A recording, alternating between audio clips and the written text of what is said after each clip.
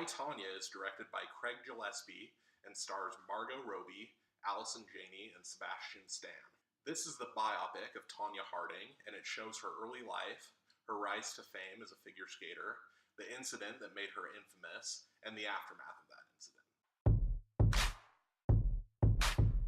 So going into this movie, I actually didn't know anything about the story of Tonya Harding.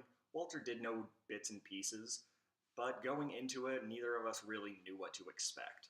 Now, after seeing the trailers, we were both a little bit worried that there was going to be some bias. That's always kind of a concern with biopics, especially with controversial figures such as Tonya Harding. Though thankfully, we realized pretty quick into the movie that they were actually very unapologetic in how this movie played out. And a lot of that is thanks to some really excellent performances, specifically by Margot Robbie and Allison Janney, who portray Tonya Harding and her mother. That tied in with a performance from Sebastian Stan, who plays Tonya Harding's husband.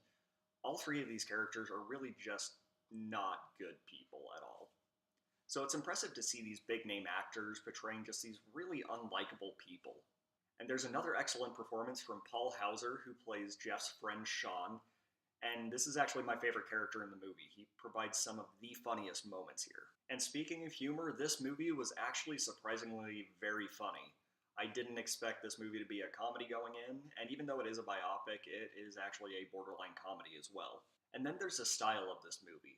I think this movie is directed extremely well. There are a lot of really cool sequences where you definitely notice some interesting camera work. And the soundtrack also contributes a lot to how this movie looks and feels. So Chris mentioned the overall style of this movie, which was honestly one of my favorite parts of it. However, there was one particular choice that neither of us liked very much. So part of this movie is presented in a documentary style format with characters talking directly to the camera. However, most of it is presented in a dramatic fashion. The problem is that there are some moments where characters in the dramatic scenes will stop, turn directly to the camera, and start talking to the audience. This would work okay in the interview portions, but it feels kind of jarring in the dramatic portions. The only other minor issue that we have with the movie is with the pace. After the incident that the whole movie is building up to, the third act kind of slows a bit. Compared to the rest of the movie, we just felt that this part was a little slow, and they spent a bit too much time focusing on the aftermath of this incident. So all in all, I was actually really impressed with I, Tonya. The movie was a lot funnier than I expected it to be, and I really enjoyed myself, which is why I'm going to give it an 8 out of 10.